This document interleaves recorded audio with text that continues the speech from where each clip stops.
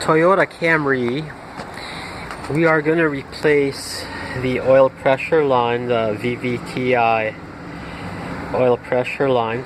The car has an original line that looks like this. It has a rubber segment that can leak or break, causing a catastrophic failure of the engine.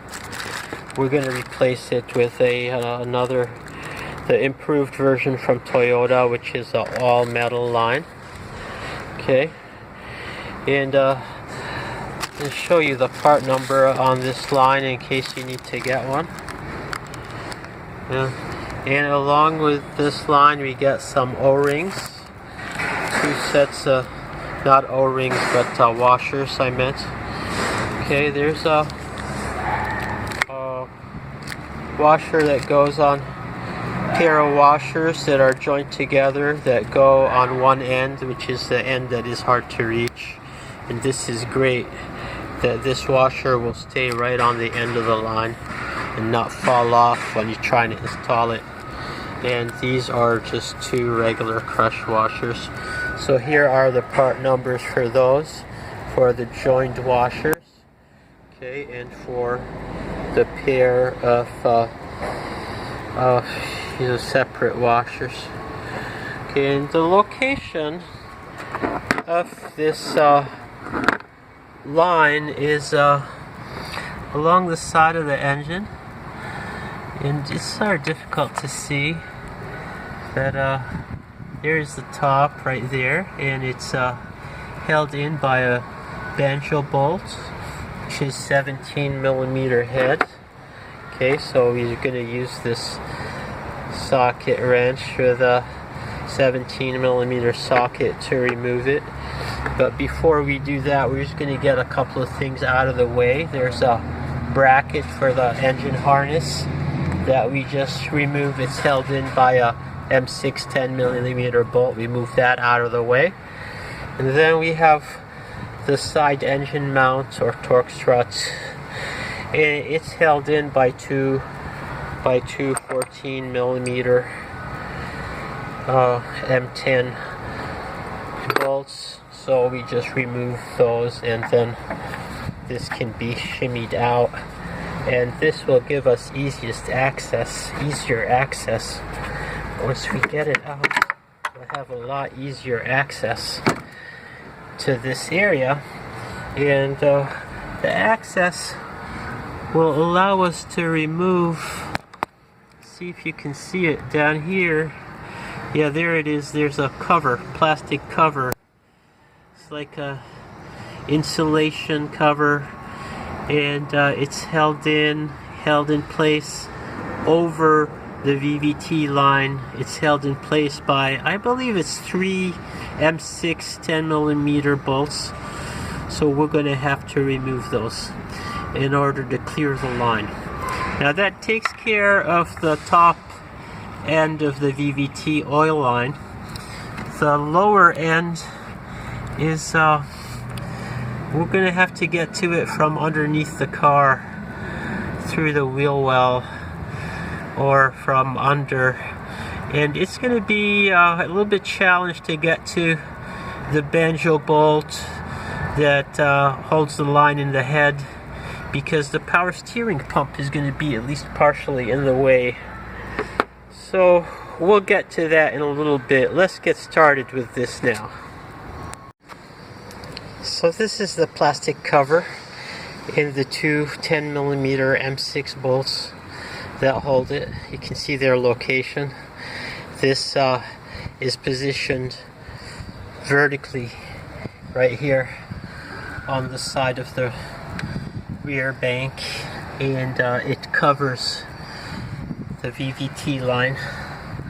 Now you can see the entire VVT line. Alright, it just snakes around to the back of the head. And with this out of place, there is just one 10mm bolt that is on the side of the VVT line.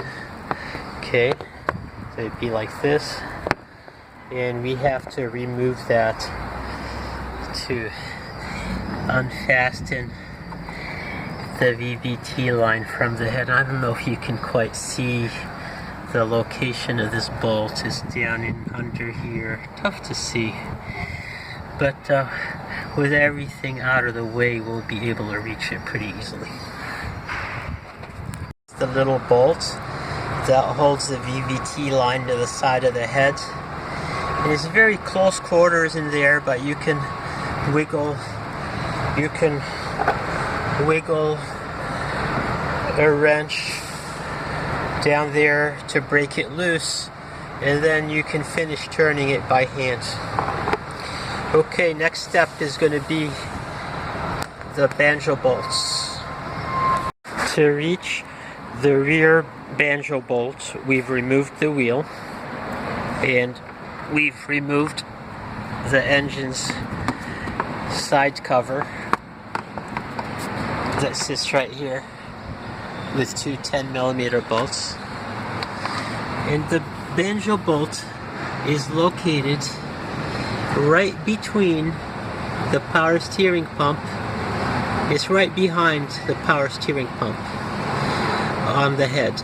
So we have to remove the power steering pump to reach it. To remove the power steering pump, we're going to remove the serpentine belt, and we do that by turning the tensioner. Okay, here's the tensioner pulley. Here we've put a 14mm socket on the tensioner pulley bolt, and you just turn counterclockwise. You can see this has loosened the belt, and when we do that, we can reach in and remove the belt.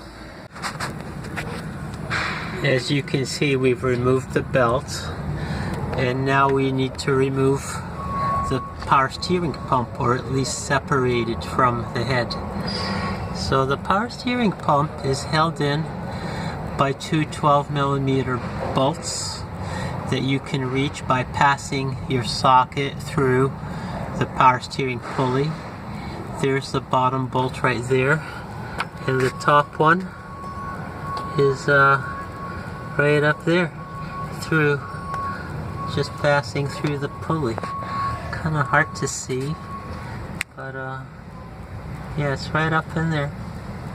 Okay, so we'll just get a 12mm deep socket, pass it through the pulley, unfasten those two bolts, and we'll see if we can pull the pump back far enough so we can get to the banjo bolts. So I removed the two bolts that hold the power steering pump, and you see where one of them goes here, and the other one is up higher. But it turned out that the pump was solidly wedged, is not able to move it. The axle shaft was in the way. The CV and axle shaft were in the way of moving the pump. So went ahead to remove those. In order to remove those, just basically removed everything to get it out of the way. Removed the brakes. Here you can see my brake is tied down here so it doesn't drop down. And removed the sway bar link, of course, and the axle took some doing to get it out, because the axle shaft bearing gets pretty much, welded, figuratively speaking. It gets welded into this carrier bracket, and with corrosion becomes very hard to remove.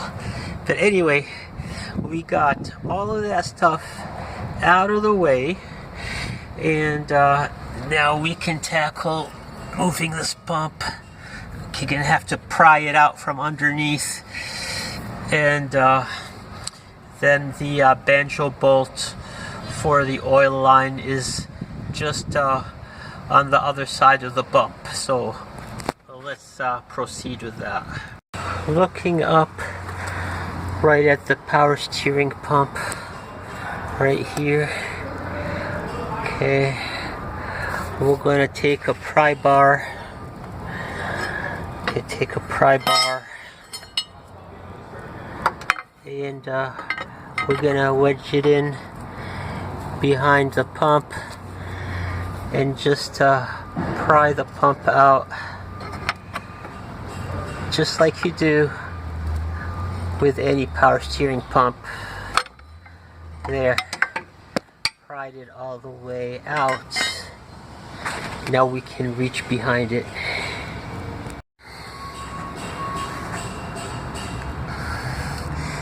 Here's another view from underneath with some lighting.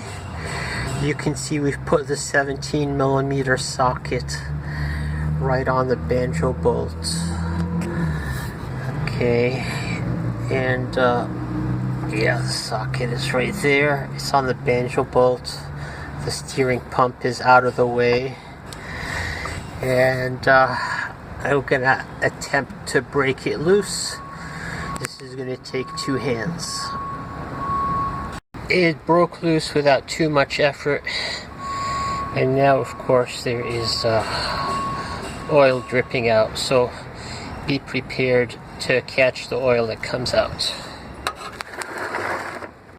So here is the banjo bolt. Turned in by hand, and as I said, there is oil. Should have worn gloves.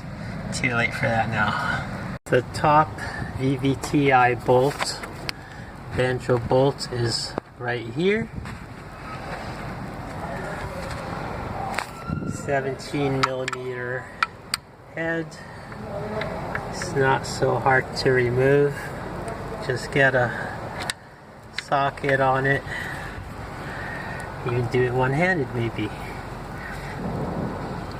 No, this is gonna take two hands. Here it is, the top banjo bolt. See where it came out of with the banjo fitting. It has two washers. The inside washer fell down as soon as we released it. Top washer is still here, but we do have replacement washers to use. The oil line snakes out the bottom pretty easily. It tends to catch a little bit behind the power steering pump. But yeah, here it is, and here are those washers that make life a lot easier for during a replacement. They will not fall out, they just stay right on the banjo fitting, and we have a new set of these.